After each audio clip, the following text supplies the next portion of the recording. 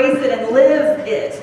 And so, and what it actually means to us. And what we've discovered, what we've been talking about all month, and what I'm realizing as I'm going along in this, is that our freedom comes to us in proportion to the depth of our relationship to God.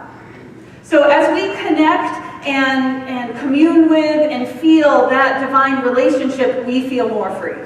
So the more we are connected, the more we are awake to the idea that there's a power and a presence that's greater than we are, that's operating in our life, then we realize that these things that hold us back, these things that feel like limitations, these things that feel like bondage in our life, simply start to fall away. The bonds fall off, and that we are free. Because we are free with the power to create what we want. Because we are free to make a new choice. The thing I love about the science of mind, this philosophy that we study and that we teach and that we live, is that we are never stuck. There's never a situation in our life that we're stuck with. There's never a situation that has come to stay. It's always come to pass. Right? I love that. I love that idea that in any one moment, we can choose again. In any one moment, we can realize that there are no mistakes. We may have gotten ourselves into a deep hole. Let me tell you, been there. Anybody else? Get yourself into a deep hole, right? But the truth is that with our shift in perception, with our awakening to who we are, with our awakening to the idea that God's alive in our lives, we can choose again. And when we choose again, we start to get out of that hole. We start to clean up the mess of our life. Do you ever feel like you get into a place where there's a mess? I feel like my life sometimes I make a mess, right? And I go back and I have to start cleaning it up. It reminds me of that movie. Oh, I'm going to forget the name of the movie and have to ask my husband, and he hates when I do that. What's the God movie that we like? Bruce Almighty. That movie, Bruce Almighty, what they do is they make a mess. And then they just sit there with God and they sweep it up, right? They sweep it up. So the idea is when we get into a mess in our lives, we take a step, we make a shift in perception, we make a different choice, and we start to clean up the mess. Because when we align ourselves to who we truly are, everything starts to flow for us. Everything starts to unfold with a grace and an ease. And the mess and the confusion and the complicated stories we get into, let me tell you, I listen to people for a living. I know we all get into complicated, great, really wonderful stories. We should all be novelists, you know? Because we all got a great mess in our lives sometimes. And so, but the idea is that there's a power that's beyond us that starts to clean it up. That we don't have to figure out how to fix it. It's not just up to you, the power that you are, this human expression. We have to surrender to the greatness that is God, that is operating as us. And that's the part that can untangle the tangled mess of our lives. It's the part that can then raise us out of that hole into that next plateau, to see the beauty of the land that's around us, of the landscape of our lives. So we're here to be free. We're here to free ourselves from everything that binds us, from anything that holds us back. Our job and our spiritual unfoldment depends on us allowing ourselves to be free. But we have to allow ourselves to be free. We have to choose freedom. We have to align ourselves with that power to allow it to happen, or else we're going to stay bound. We're going to stay in bondage. And that's not comfortable for anyone, is it? That's not the state of our being. And we know that. Somewhere deep inside there's something that says, I'm meant to be free. I'm not meant to suffer like this. There's plenty of people out there who believe that suffering is the way. Let's let them have that belief. We don't need to have it. It doesn't need to be our mode of operation. We can know the truth of our being as a part of the divine life. The divine life is empowered, is powerful. And so as we conclude our month talking about freedom today, I am so excited. I've been waiting to do this talk since we came up with it like 9 months ago. I've been waiting for this to let our free flag fly. Yay, you ready? Woohoo! Yes.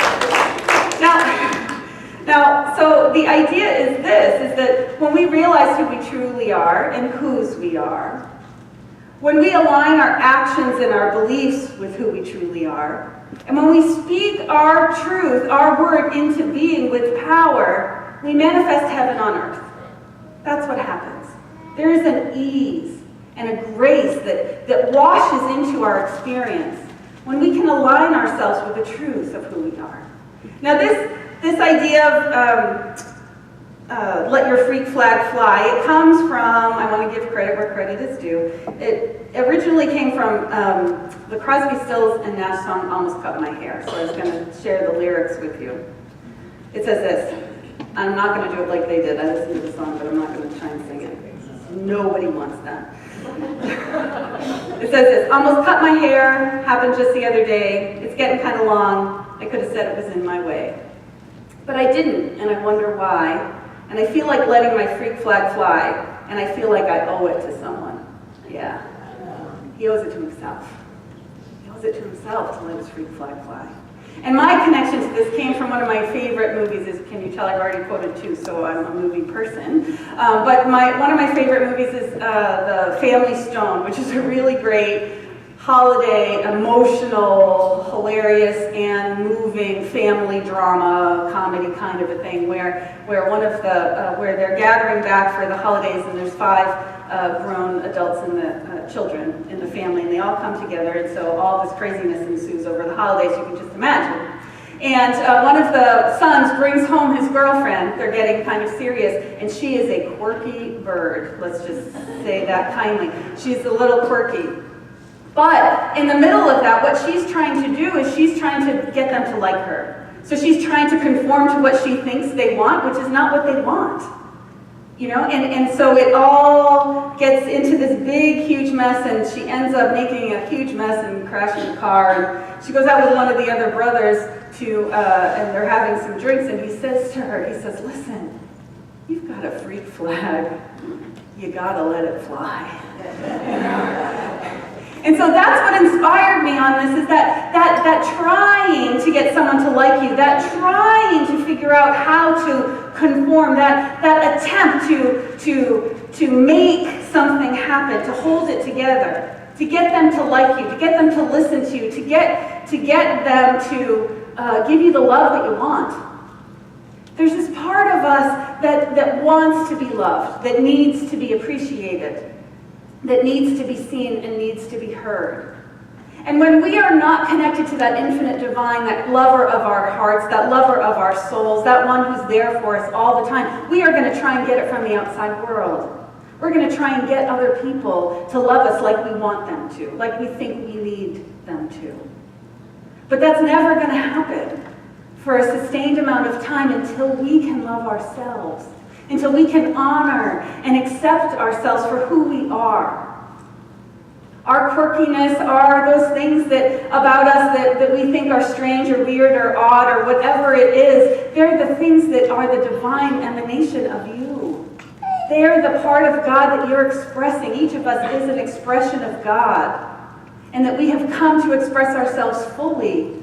That's the divine purpose of our lives. And so when we hold back, when we pretend to be something else, or when we try to get someone to like us just because we want that, we are going against our own true nature.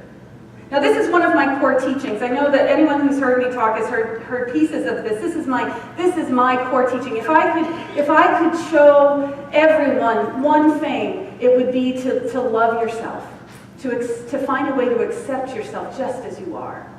My path with this was long. It was the biggest shift in my life that happened very late for me. Not until I was almost 30. For the whole first half of my life, I was trying to figure out how to get the love and the friendship and the connection that I thought I needed. And I did anything to get it. I pretended to be what I thought the other person wanted me to be. And it was a hard-won acceptance of who I was, and it was a surrender. I felt like I was that doll Stretch Armstrong being stretched completely out of proportion, trying to be what everybody else wanted me to be instead of just being myself. And then all of a sudden something happened. It felt like a lightning bolt that just broke me apart. And I realized I'm all I got. And if they don't like me for who I am, then I don't really want to be with them.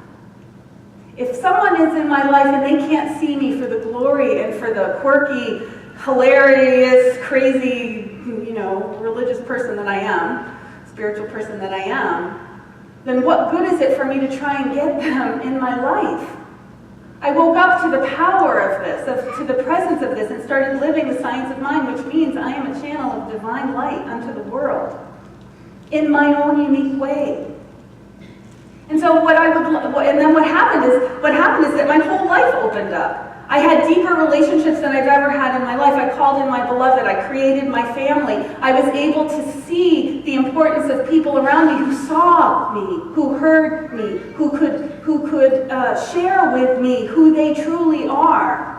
I think sometimes what happens is when we're trying to be something that we think somebody else wants and they're trying to be something that they think we want, there's two fake people sitting at a table having a conversation about what? What is that? But can't we be authentically ourselves and open enough and be vulnerable enough to be who we really are? Because when we sit in front of someone, think of that table when you're in your true heart and they're in their true heart and you commune about this life.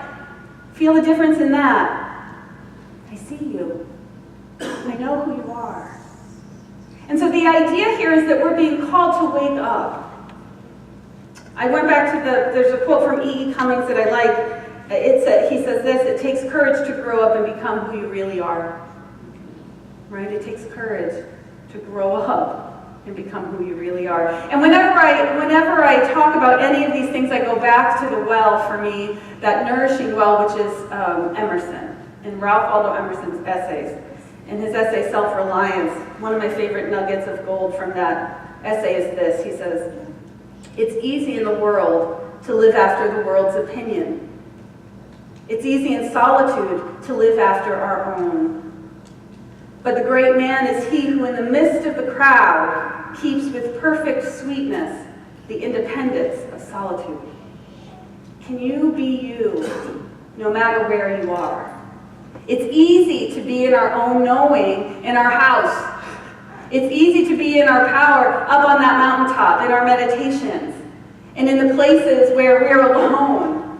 But when we go out into the world, are we being squished or limited by the world's opinion? That's the problem, is that we defer who we are to the world's opinion. We defer who we are to even those who love us, to family, to friends, to the communities that we move in, to the world that we're living in.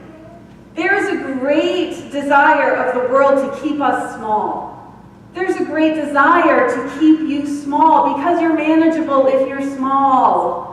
And they're afraid, whoever they are, the powers that be are afraid of people who are empowered and who can speak their truth and who can allow other people to be different than they are and to be okay. There is a great fear in the world of empowered people. So everything is there to hold us limited because we're afraid of being out of control. Well, I'm going to remind you, we are spinning very fast on a planet, around in a circle that's on a huge arc, around in the middle of the universe. We're out having a great time on a big merry-go-round. There's no control on that. There's no control on that. We have to trust something. And there is something to trust, your own divine knowing. Because that power speaks through your heart. The presence of God is alive within you, and it will guide you, and it will support you, and it will allow you to reveal the gifts you've come here to give. It'll give you opportunities to do it, but we need to have a relationship with it. And we need to remember who we are. We are the powerful presence of love made manifest. We are the peace that passeth understanding. We are the ability to accept and to be and to stretch. It's alive within us. Whether we've allowed it to have a voice within us, now that's the question. Whether we have woken up to the fact that we are connected at the core to something that loves us so incredibly that it put us in the middle of this spinning ball through the universe. God loves you so much. You needed to be born. You needed to be called into being in this life. If we go into the crazy statistics of what it actually took for us to get here, never mind, all the sperms and eggs and all that. I'm not going into that, But all of that, it's a huge statistical, amazing gift that we are even here. And so there's something precious about this life, and there's something precious about who you are as you are expressing this life, just in the way that you are doing it. And so can you accept that? Can you honor it? I love the idea that we're made in the image and likeness of God. God is infinite, and we are each expressing an attribute of it. Each of us is a fingerprint. We're a snowflake. We are an individualized gift of the divine. A couple weeks ago, I mentioned my friend whose father passed, and he said that we are the only hands that God's got. We really are the only hands that God's got. We are the only lives that God has. What are you doing with yours? How are you expressing the divine gift that you are? And are you aligning that idea of who you want to be in the world with your actions day to day?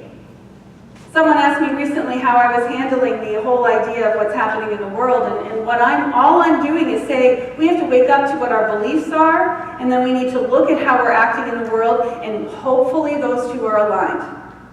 And if not, that's where our work is.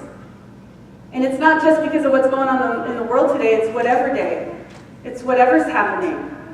We have values and beliefs and ideals. And as we wake up to what those are, we can align our actions to that. And then we are living our truth. When you're aligned with what you believe and what you want to be in the world, you're living your truth, you're living God. And as we embrace that and accept that everything in our life conforms to it, there's an opening that happens and a wave that comes through to guide us and support us. And the Bible teaches us from Ephesians to put off your old self, which belongs to your former manner of life and is corrupt through deceitful desires. The idea that we want stuff from the outside. That's the idea of deceitful desires. Okay, so to put off your old self, which belongs to your former manner of life and is corrupt through deceitful desires, and to be renewed in the spirit of your minds, and to put on the new self, created after the likeness of God in holiness, true holiness. We are being called to be our true God selves in action. So this month we've been reading the Michael Beckwith book that Mary read from today. And I've really been enjoying that book. It's the way that Michael Beckwith puts things is so clear, and so it just gets to the heart of the matter. And he's got a chapter in that book called Identity Theft. And so it was perfect for this week because what he talks about is that his identity had been stolen at some point. And he talks about how easy it is that anybody with a computer basically can steal someone's identity now. If you have a computer and you have an internet connection, and he was saying when it happened to him, it made him wake up to this whole concept of identity. And he started to contemplate and look at his identity and his spiritual identity and what that really means. And he came up with this thought. What he shares is this. He says, I concluded that the most dangerous identity thief to be on the lookout for is oneself. We are the ones who will steal our own identity.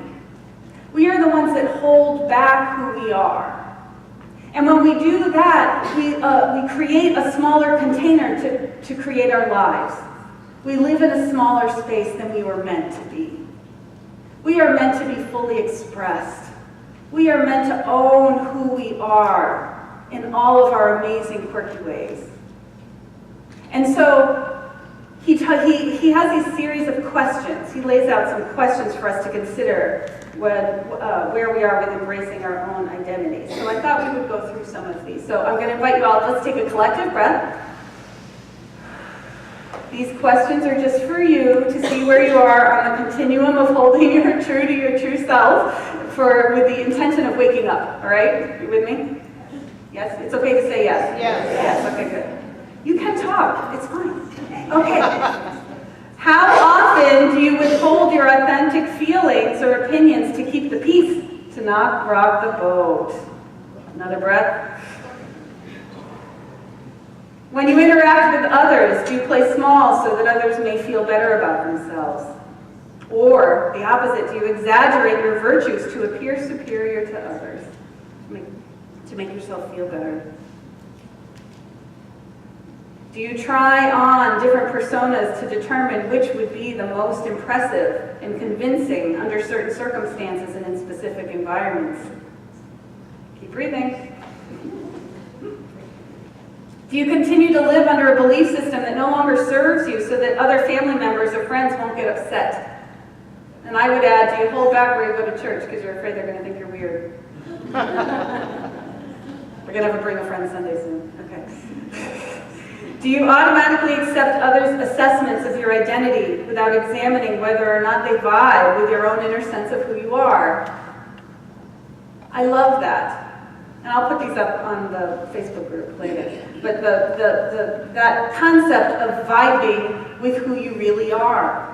You can tell when you're in a situation, you're in an interaction, you're in a relationship that it just doesn't feel right. Right?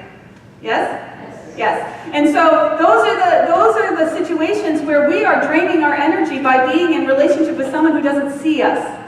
You are spinning your wheels and not getting anywhere if you are spending your time with people who can't acknowledge who you are. We are wasting our time. We are wasting our time on projects and experiences that don't support the joy and the love that's in our heart and what we've come here to be and to do.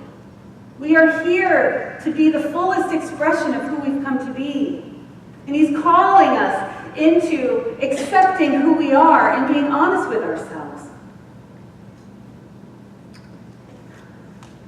I believe that there's two main things that we need to embrace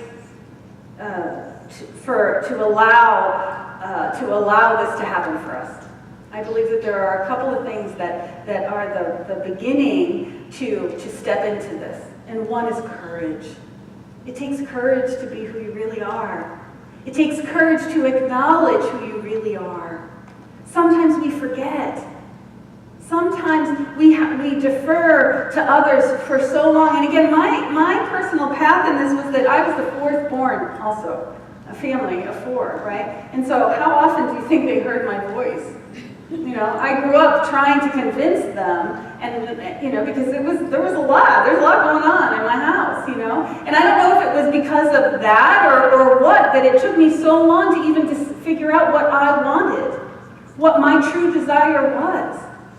And I think what happens is that when we start to defer to the situation, well, I have to do this because of this or because of that, I have to take care of my family, I have to make sure that everybody wants this.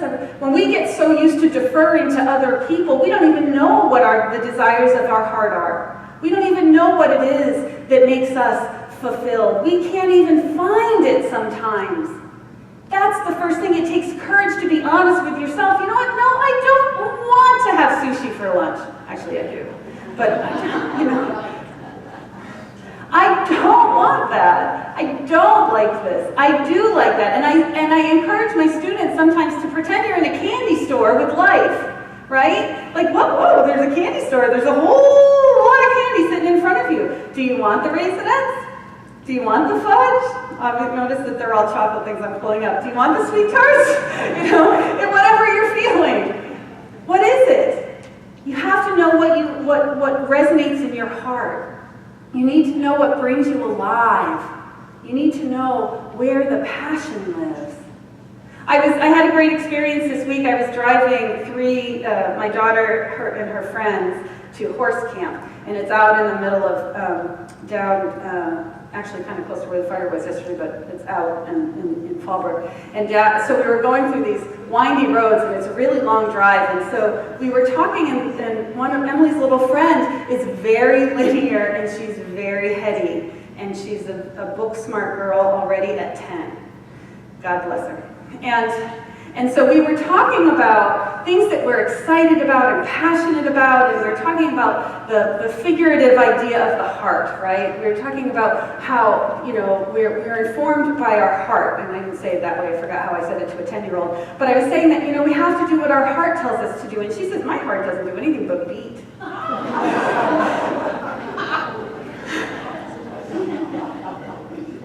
She said, love comes from my brain.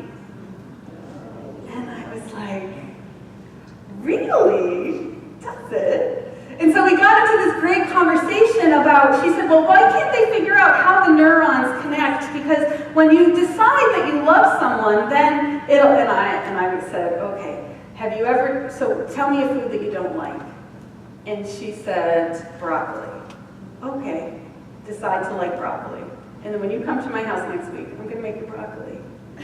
And you tell me if you're going to like it. I'm not going to like it. Well, you said if you think it, then you'll feel it, right? And she was like, I don't think it works that way. And I was like, there we go. That's all I have to do, you know? So we start to wake up to the fact that there's something else that's operating. We are how we are. We all have our own imprint and our own things that resonate with us and that don't resonate with us. And it's easy to start with the food. And so if you have a challenge figuring out what you love in this life, if you have a challenge figuring out what your path is, I encourage you to start with food. I like this. I don't like that. And it's okay.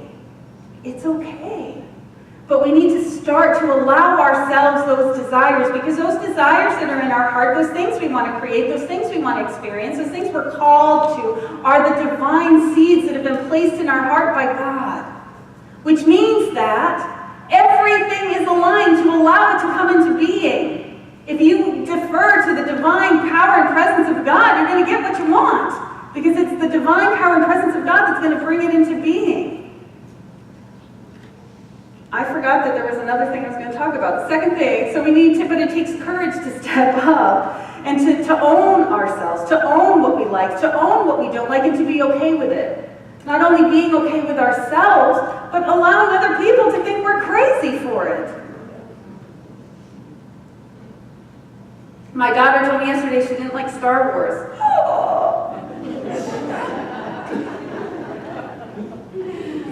And I'm okay with it.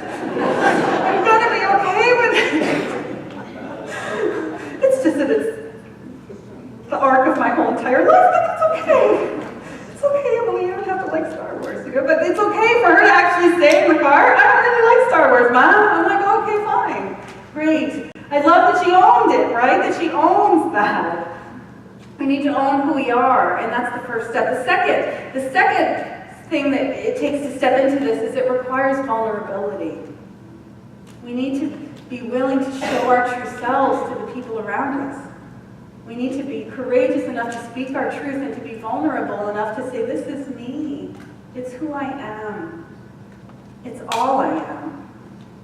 And to allow for what happens after that to happen. Now, I have to say that sometimes when we start this, after a life of deferring, right, after a life of agreeing to everybody else, to go into the middle of a family reunion and say, no, I'm not doing this, you know, could you imagine that? No. So what happens is our lives start to shake a little bit, because people are going to not like it.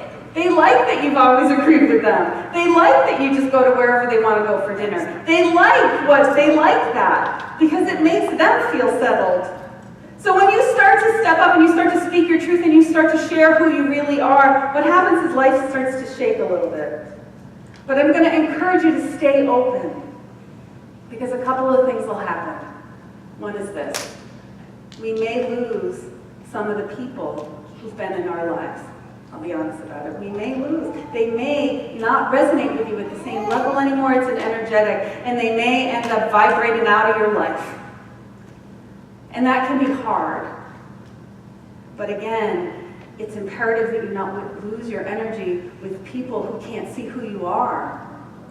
Also, what happens is that you call in the people who are going to see you.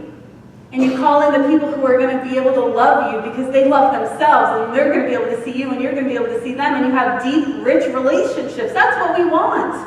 That's why we're here. And you can support them, and they can support you, and there's a new unfoldment happening. But the important thing is we have to step fully into who we are. There's more of a risk in hiding ourselves. There's more of a risk of holding back, because those desires, those impressions, those intentions, those ideas of what you can create and what you can do and who you can be in the world, those were put there by God, and they're not going away. We are called to life. We are called to live this life fully. And so what happens is that it stays within you and it never goes away, and then you just feel uncomfortable in life, like you're missing something. And time ticks on. It's time to step in to the full magnificence of who you are, of who you've come here to be. It's not about doing anything, it's about being fully you without any masks, without any limitation. It's about being free. And when we can do that, then we feel the freedom, we can feel the love, we can feel the joy. We can express it and experience it because it comes up from within us. We're not trying to get it from outside. Anytime we try and get someone to love us, when we try and get something from somebody outside, then we cut ourselves off from the power that lives within us. And so, you know what? You're not a freak. You're not a freak. You're just you. I'm just me, although some people will call me a freak, but I like the term. It's not a problem for me. Being different, being who I am. It's scary sometimes to be misunderstood. It's scary sometimes to be different from the crowd. But Emerson reminds us, again, from Emerson's essays on self-reliance, he reminds us that every great mind was misunderstood. Buddha, Jesus, Luther, everybody at the beginning was misunderstood. To be misunderstood is to be great. And so you're here to be you. And so in this week, my challenge for you, my invitation for you is to spend some time getting to know who you are, get in that candy store of your life. I like this, I don't like this, I want 4 of these, I want 2 of those. This is who I am. I want you to spend the time within to feel who you are, to allow who you are in your heart to speak to you. And then I want you to raise that flag. And I want you to fly it. I want you to fly it proudly. I want you to fly it loudly. I want you to just be who you are. And then watch as all of life aligns to you. All of the glory of God pours forth through you. All of the wisdom and the guidance and the support as you take a step in your relationship to God, it deepens and supports you in a greater level. And as that happens, there is more peace. There is more joy. And there is more love because that's who you are. And so it is.